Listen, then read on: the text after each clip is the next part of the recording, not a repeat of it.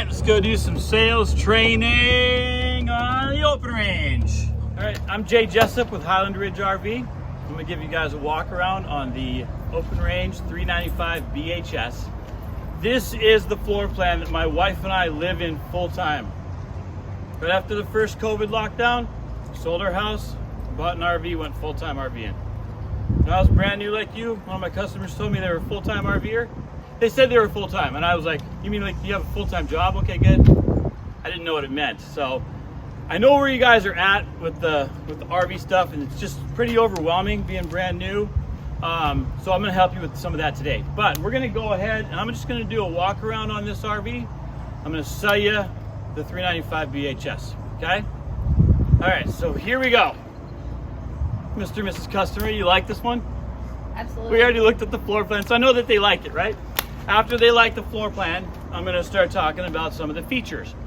So this RV right here has a PVC roof, okay?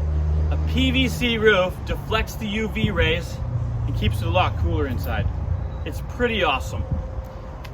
It's such a difference that on a hot sunny day, you can go into a regular TPO or rubber roof RV and you can barely even go in there because it's so hot. But if it has a PVC roof and it's deflecting the UV rays, it's a major difference, okay? Where's the value in that PVC roof, okay? I always try to talk about the value. This is valuable to everyone because when you go RVing, sometimes you get to the campground at 3 o'clock in the afternoon, it's 100 degrees outside, it's pretty hot inside your RV, okay? If you don't have a PVC roof, you're probably not gonna get it cooled off that day. One time, my wife and I, we borrowed an RV from work and had a TPO roof. We got to the campground, she was pregnant. It was like freezing up the air conditioner. I couldn't get it cooled off. Once the nighttime comes, then it cools off at night, then you can get a jump on it, you know, in the morning. So then it's better the next day. So with that said, the PVC roof is legit, okay? Now, let me just talk about the warranty real quick on the PVC roof, just because I'm gonna touch on this real quick. So you have rubber roofs, you have TPO roofs, and you have PVC, okay? A rubber roof is a 10-year warranty. You have to coat it with like mop this coating on it every year so it doesn't break down with the UV rays. And it has a 10-year warranty that is actually prorated. So 2 or 3 years in, you're already starting to have problems, you know, getting the warranty stuff covered if you got a problem with it, okay? The TPO roof is good. That's what a lot of the RVs in the industry have. The TPO is a manufactured material. It's really good stuff. It's like a polymer, plasticky rubbery material. The Denver airport roof is TPO. Okay, it's good quality stuff. It's a 12-year warranty. It's less maintenance. You don't have to mop the stuff on there. It's a 12-year warranty, but it is also a prorated warranty. So 3 or 4 years after the warranty has been in effect, if you have a problem, because it's prorated, that time comes off of there and it's harder to get something covered, okay? On our roof, we have the PVC by DuPont it's the XTRM ply. Yes, we have a 15-year non-prorated warranty. It's puncture resistant, tear resistant, deflects the UV rays. If it gets a nick or something like that, or a branch falls on it, the heat from the sun actually makes it go smooth again. It's really, really neat. I have a sample in my truck. We do the pen test where you someone holds a pen in their hand and you push down on it to puncture the material. And the rubber, you can see it's gonna just go right through. TPO it makes an indentation first, but that indentation doesn't come back. The PVC, it's really hard to get through it. And I've had salespeople send me a picture of a broken pen with their customer trying to go through the PVC before. So that's really awesome. So we cover the roof, that's awesome. Now this RV, I'm looking at this RV, I can see things that are pretty cool. You can see these JT strong arms right here? Now this actually might look like a lot of work to you, but it's actually not. This is actually, you don't have to use them if you don't want to. But what it does is it locks the legs in place because it's bolted to the frame. So if you want to, come a little closer, Devin, because it's going to be hard to hear. So these, if you want to use the JT strong arms, you just take these and tighten them, okay? Now, it comes with a tool. There's a tool you can tighten this and loosen it without getting down here on your hands and knees. But basically, if you tighten this, this arm is bolted in here, and it locks this leg in from side to side, so it keeps it from swaying. So let me show you something real quick. So that's loose, this is loose, and then we just have the front jacks down. Okay. All right, Dwight, come here. Rock this with me. And we're gonna rock this. See what happens when you have the, okay, let's go at the same time. Ready? 1, 2, 3. So see how that's moving? Okay, if you have a lot of wind, a lot of people walking around in there. Now, if I tighten these side to side ones, okay, and make sure that you don't leave them tight. If you are on the lot, the customer, and show them, make sure you loosen them. It's like leaving a big window open. Okay, now let's try again. So now, push that 1, 2, 3.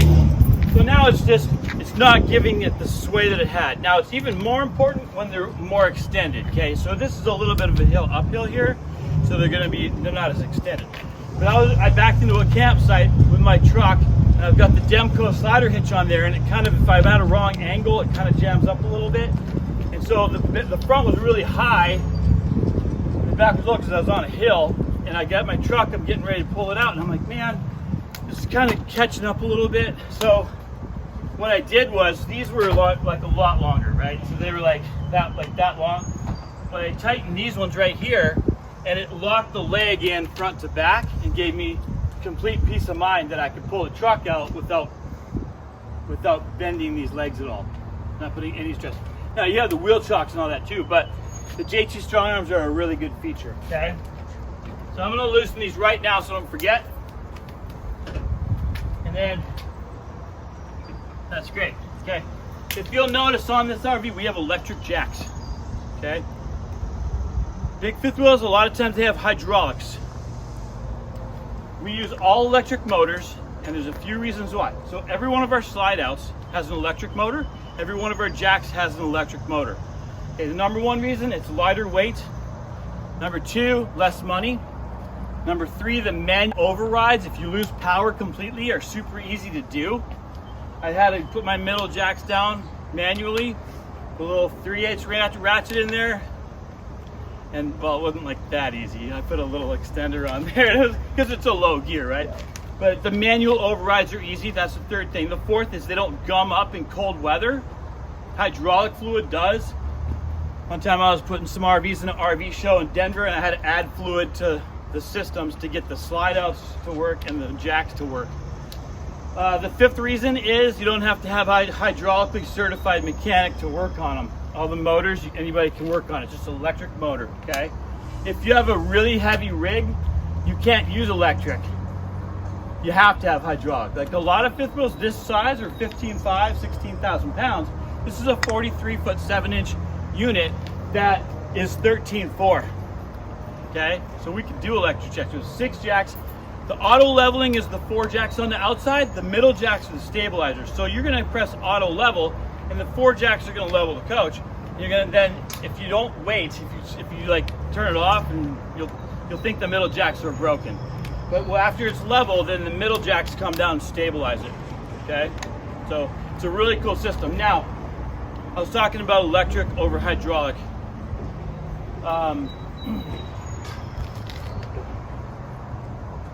So those are the 5 main reasons. I have another theory on that too, where.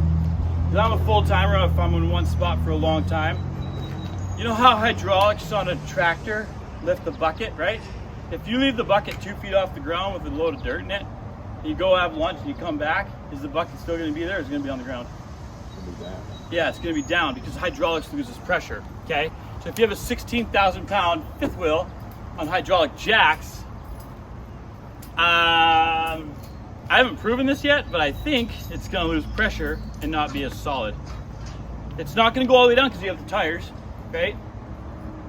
But then I haven't really seen the front all the way down. So I mean, I'm still thinking. I just came up with that just the other day. Yeah, someone told me hydraulics was way better, and I was like, I don't know. Well, so I thought about it, and I thought about the tractor thing, and I think that's a thing.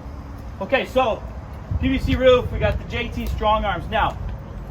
The underbelly on this RV, okay, do you know what an underbelly is? That is where the tanks are and all the pipes underneath the floor. So you've got the floor. Below the floor, you've got an area where your freshwater tank, your gray tank, your black tank, all your hoses, your piping is under there in that area. And then you've got this black Darko below that, okay? Most companies, if they have a heated and closed underbelly, okay, they put some heat down in there, and they've got the Pink Panther insulation all around the tanks, and they call it a 0 degree rated, right? So when they say that, they're talking about you can go cold weather camping and it's not going to freeze down to 0 degrees with the furnace on, okay? What we do differently, this is a true 4-season. Now, I have a video on YouTube. Who's seen the video? 2 below 0 in the open range. Anybody? Okay. You guys, I'm putting you in my phone. I'm going to send you the link to the YouTube videos. You didn't watch the video yet? Jamie? Yeah, I started watching it. Oh, you saw the 2 below 0 one? 2 below 0 in the open range. I sent it to you right yesterday, I think. Yeah. So, the way that we do our tanks, heated area, different than every other company that I know of, is we put a 4-inch heat duct straight from the furnace into the underbelly where the tanks are. But we put a return in the bathroom so the hot air has a place to go. So when the furnace is on, the tanks are having warm air flow around them just like you have inside the RV. In my 2 below 0 video, it was 20 below wind chill that night. My kids were sleeping in the bunk. I took a picture of video, real-time video of the kids sleeping, the thermostat inside, walked outside to the thermostat outside.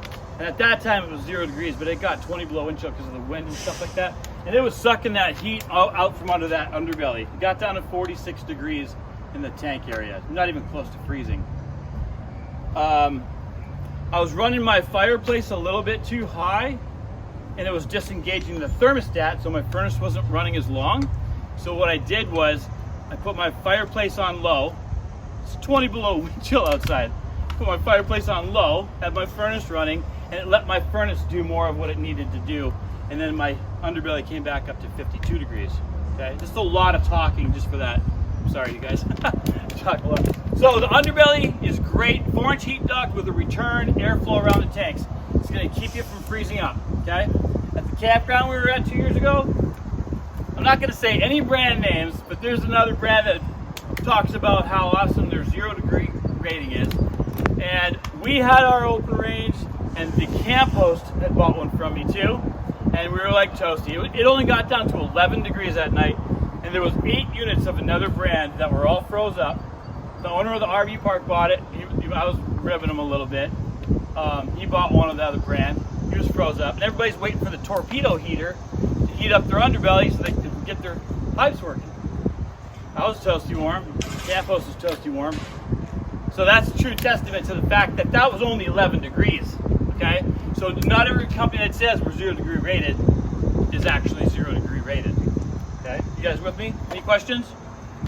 We'll have questions after. I'm going to tell you this RV a little bit more. Let's go. Okay, so if I'm looking at the outside, I'm looking at, so I can talk about PVC roof, JT strong arms, the underbelly, and the underbelly. So I didn't really talk about the insulation around the tanks either, though. We don't have the Pink Panther insulation. We have R38 Astrofoil below and R38 Astrofoil above the tanks, and then the block foam insulation in the floor. Okay. So that R38 Astrofoil, do you know that survival blanket stuff where you see in the magazine, it's got survival, the shiny stuff? That's what that is. Okay, so it deflects the hot air in the summer, deflects the cool air in the winter. Yeah, at 80 degrees, it's R38 is the equivalent. Okay, moving on. And this is 5 slides, and it's got a big bunk room in the back. So let's just walk through here. If you guys want to come in, sit on the couch, we've got a big super sofa in here. We've got the slides up and everything. Just keep it rolling, Devin. We'll cut this middle part out.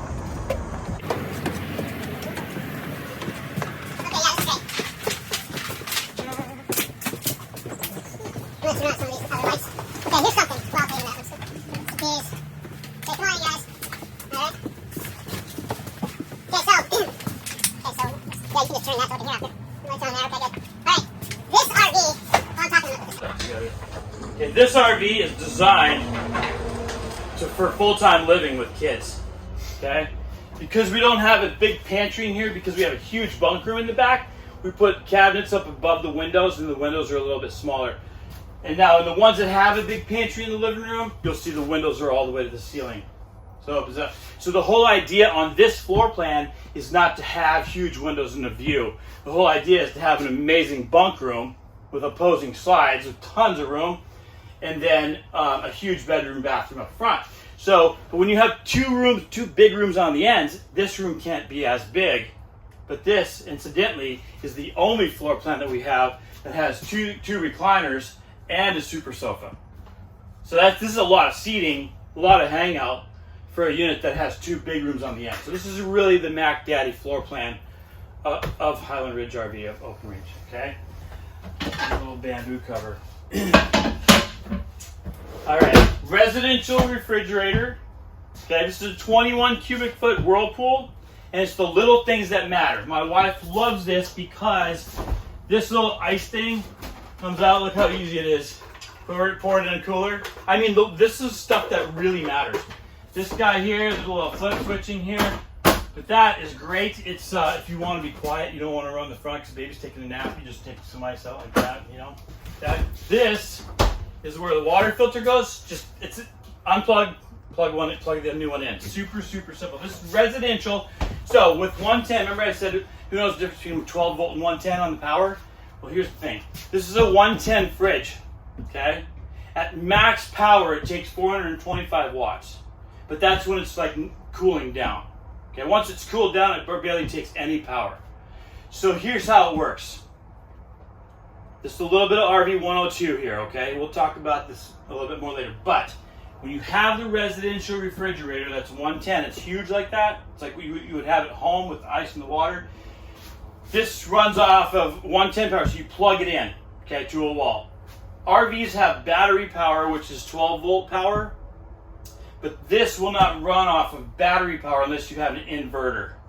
So this RV, because it has a residential 110 fridge, has an inverter in the underbelly that takes the battery power and inverts it to 110 power to plug something in. So this RV, if it doesn't have the solar package, it has a 1200 watt inverter that is only for the fridge from the factory. Okay, so this has its own inverter. When you unplug your power from the RV park, the inverter automatically gives power to the fridge. It's really awesome. Okay, when you're driving down the road behind your truck, you have a charge line from your alternator and truck battery. If the truck's running, the charge line charges the batteries on the RV. The batteries get inverted to 110 for the fridge. So my fridge is running all the way to Myrtle Beach or Destin or wherever we go. Okay, because your batteries are being charged up. With this big rig, we do 2 batteries typically. There's 2 spots for batteries, okay? Couple really cool things. This is a convection microwave oven. You can bake a pizza in here if you want, okay? Notice how I looked at it before I talked about it? Always look at a feature before you talk about it. One time, I had these people coming in to buy a specific RV for me, and it always had theater seats where the sofa would normally go. Theater seat option, we just ordered it on all of them. And I'm all excited, I'm walking up to the RV with these folks, and I'm like, you're gonna love these heated massage seats. And I open the door, and sure enough, there's a sofa. And it was the last one of that floor plan that I had on the lot that day. And I lost a deal because I opened my fat mouth, which I could have just sold on the sofa. And the theater seats I could have got later, but they wanted it right now, and they wanted it theater seats just because I said it before I looked at it. Okay, just a little sales tip there. So residential, convection microwave oven. If you see, so a lot of times you won't even know, and it won't say it on here. This says convection microwave, but a convection microwave is what they use in gourmet restaurants. Okay, it locks in the flavor, cooks food like twice as fast, locks in the flavor and the juices, and so you don't like dry things out. That's why a convection is so awesome. If you see the metal interior, if you open a microwave and it's metal instead of white, if it's like metal, like it looks like it's gonna blow up if you turn the microwave on, that's a convection microwave oven. You can bake a cake in there if you want. Okay. In addition to that, we have this oven and stove here. This is huge. It's they used to measure these in cubic inches, and now they do it in cubic feet because it's so big. Okay. 3.7 cubic feet. You can bake a turkey in there if you want. That's awesome. TV, this is a smart TV. What we do is we just run an HDMI cord in the back of it, and we just have it coiled up right here, and then we take it down and plug the iPad or phone or whatever if we want to watch something. So we stream everything on our phone, and we just keep the cable plugged into the TV. That's the simplest way. And then on the other side, we have the PlayStation back here that's plugged into another HDMI. So if we want to run through the PlayStation, we can to play games, or you can also run Netflix and all that through there. Because I have a 22 model, I don't have the smart TV with the Netflix and all that. So now it'd be a little bit different. We can stream off the TV on the new ones. See these faucets? These are my wife's design. So we bought her 22, and she orders faucets on Amazon, and they come in and I install them. And I take a picture and send it to Randy Graber, who is the founder of the company, but now he's the senior director of product development, and we bounce ideas off each other all the time. Next thing I know, the 23s came out, and they had their faucets that my wife bought. It was kind of funny. So, yeah. So, any questions?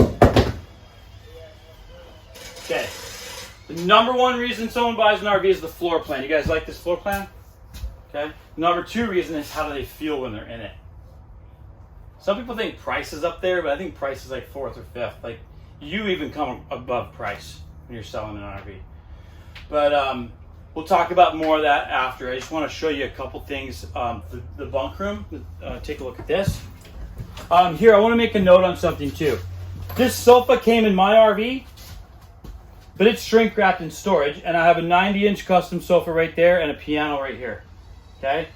This booth came in our RV when we got it. It's shrink wrapped in storage, and I have a playroom right there.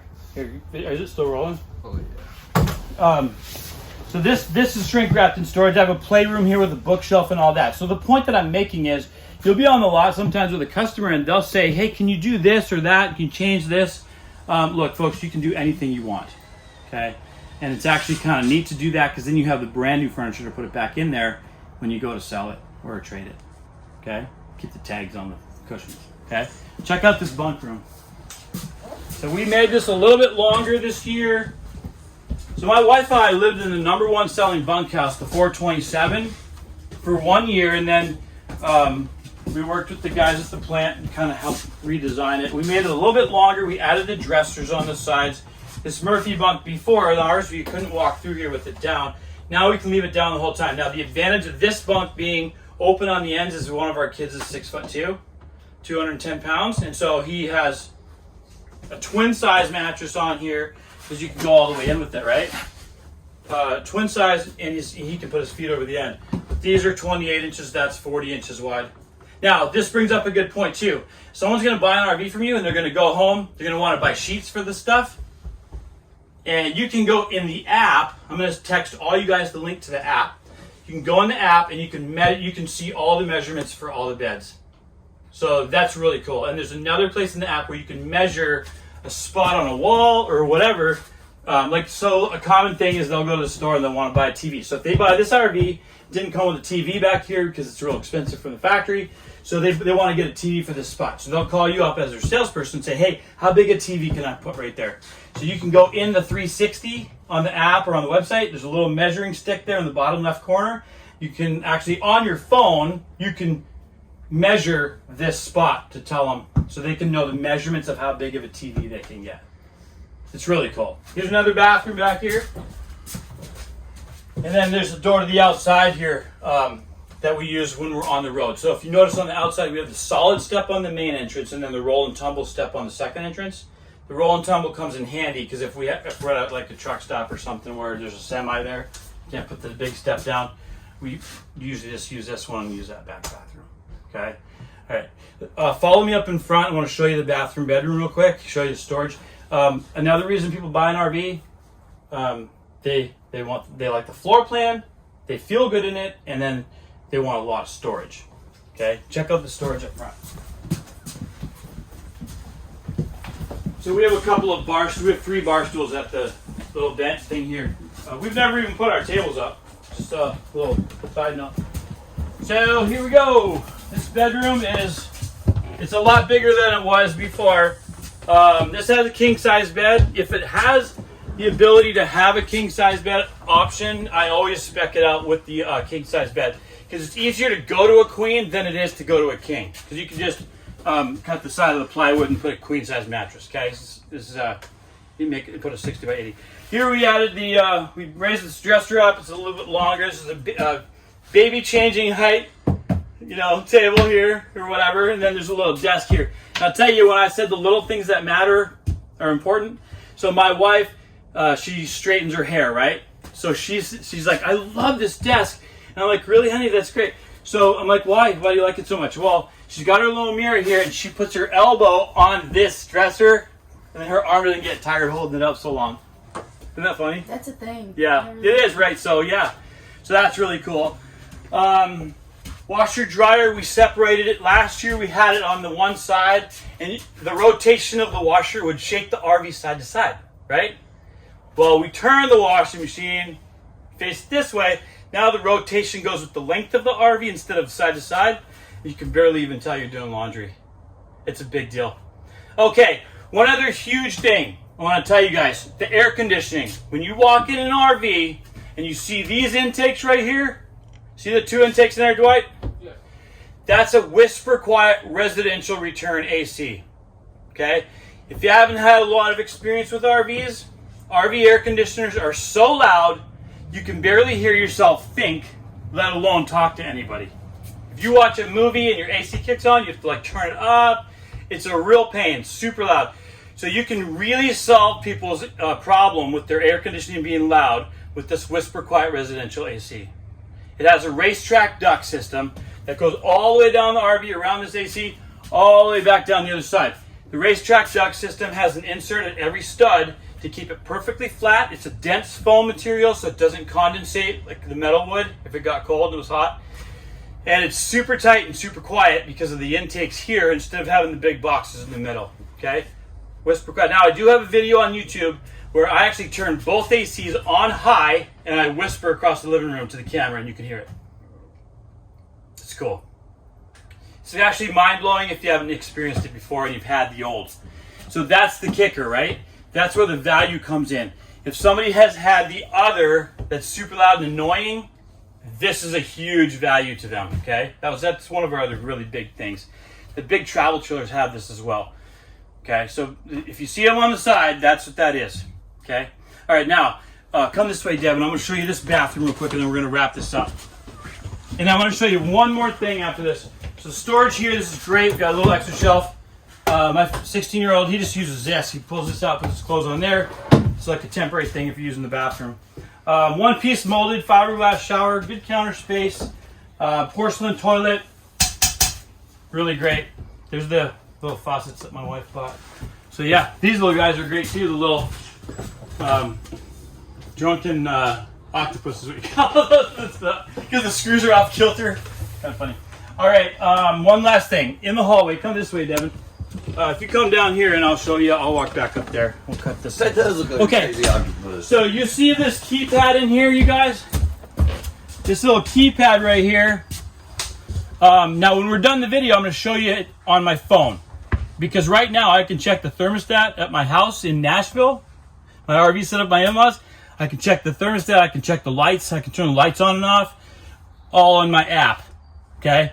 And anything that I need, anything that I should be looking at in order to do, it won't let me do it when I'm on the cloud. It only lets me do it when I'm on Bluetooth. So as I walk up to my RV, the little cloud turns from a cloud to the Bluetooth symbol. And then all my switches that are like power on, the slide outs, jacks and all that are on there, then they light up to where I can use them.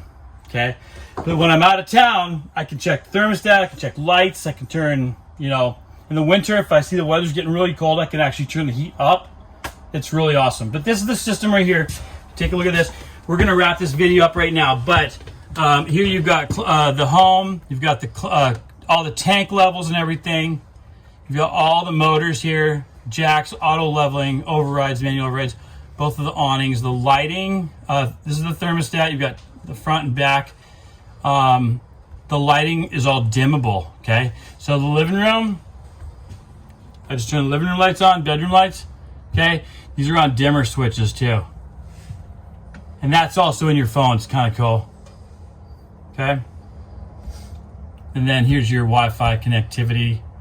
The sensors. You can add TPMS to this, and you can add propane sensors, and you can add thermostats. I put one in the underbelly when it was cold weather because I want to make sure the heat was going down there good. Did a screenshot of my screen on that. Put one in the kids' bunk room. So, and I have it set to where it'll tell me if it gets over 75 in the kids' bunk room or if it gets below 68. It'll alert me. So that's really cool. Okay, people love this stuff because it helps their life and their RV experience be better. Okay, all right. We're wrapping up, you guys. Thanks for watching.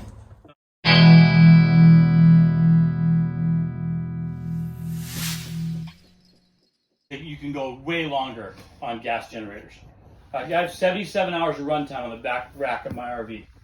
Okay, on my generator, so I can go to the woods and hang out. So, two kinds of power. 110. You can video me. Oh, that's cool. 110 shore power plugged in at the RV park, or 12 volts. That's your basic deal. 12 volt is your battery that's on the RV. Okay. Some things work. Anything that doesn't plug in works off of your battery on the RV. So right now, we're on the battery power because we don't have a 110 plug-in.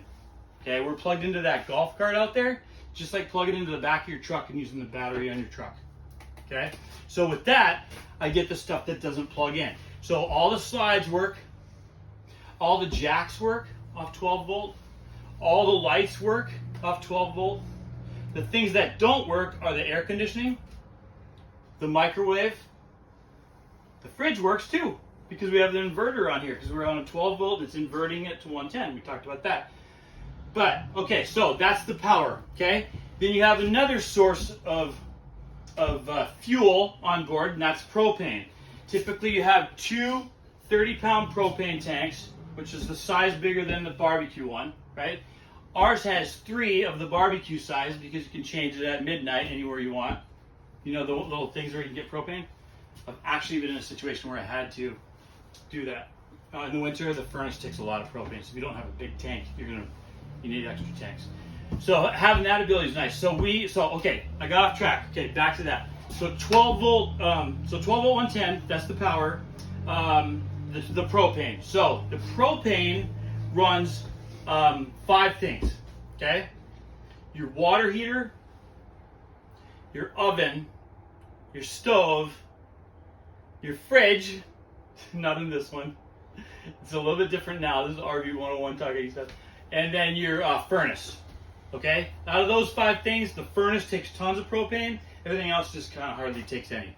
Because your water heater, the water comes in, the water heater heats up off of gas or electric. So it can use propane to heat it up or plugged in to shore power to heat it up. It will not work off 12 volt. Okay, so now we have, like, this has a 10-gallon quick recovery water heater. Okay, so if I flip both of my switches on my BM Pro system, I can heat it up on 110 shore power and propane at the same time. Okay, so it heats it up while you're using it, and it gives you a lot of shower time, a lot of hot water.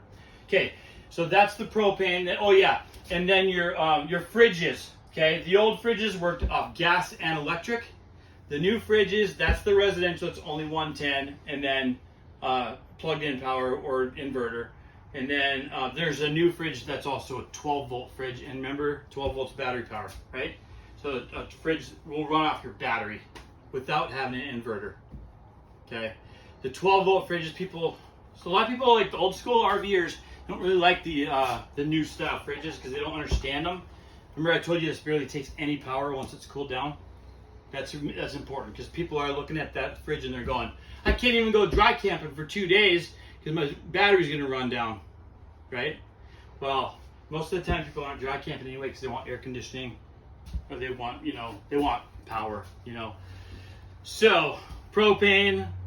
So out of those propane things I told you, fridges are gas, propane. When I say gas, that means propane. That's propane and electric, and then your water heater is propane electric. So the things that are specifically only propane are your oven, your stove, and your furnace. Okay, got it? Okay. heat comes out of the floor, air conditioning comes out of the ceiling. The ducts in the ceiling, those are air conditioned ducts. The ducts in the floor that come out the island right there. Notice we don't have any heat ducts in the floor here. This is kind of a pet friendly thing where we don't want to drop stuff in there, so we have it come out of the island. Okay, other sides here. Here's one of the ducts right here. So other sides is better. Okay, that's actually a good sales pitch because people have had it in the floor before and they're bare feet and camping, tripping, cutting their foot on the metal register. Okay, so air conditioning, heat.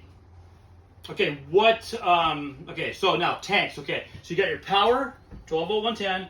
You've got your propane, what it does, and then you've got your tanks, your water. Okay, every RV has at least 3 water tanks on board. Okay, the freshwater tank. So if I'm going on my property and I'm going to camp for a week out there, I can fill up my freshwater tank, drive out there, and my battery power will make the water pump take the water out of the freshwater tank and go through the faucets. Okay?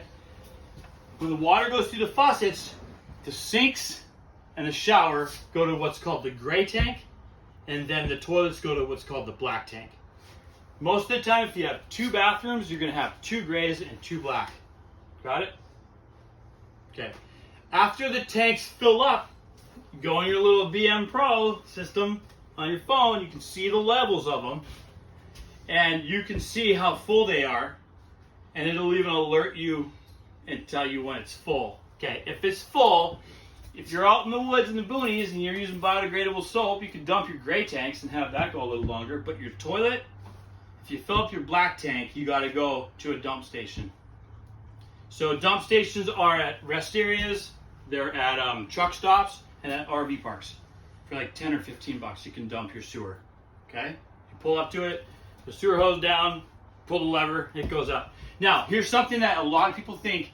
When you're at an RV park and you have the sewer hose hooked up from the RV to the RV park, you cannot leave it open because it'll get clogged up. What you have to do is you gotta let the black tank, the sewer tank, fill up to at least 2/3 probably.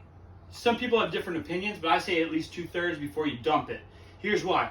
You put a chemical pod in the toilet, then you put like 3 or 4 flushes, and then the chemicals work. So when you use the bathroom, it breaks down the waste in the toilet paper, okay? It makes it liquid, and it's easy for it to dump out. If they don't use enough water in the black tank, then they'll have a poop pyramid in there. They'll wonder why it stinks. So if someone says, hey, my RV stinks, just do 4 full flushes of toilet bowl fresh water in there, and it won't stink anymore. Okay, it's kind of gross to talk about, but it's a thing. Okay, it's good to know this stuff because people want to know. And so we're breaking this down. So we did power, 12 volt 110. We did propane tanks, what they do, and then the water tanks. So fresh water tank, you fill it up, you go in the woods, you can camp. Water that goes through the faucets goes to what? Gray tank. Gray tank. Water that goes through the toilet goes to the black tank. When the tanks are full, you got to go somewhere and dump it. Okay? That's what RV101 right there. It's pretty simple.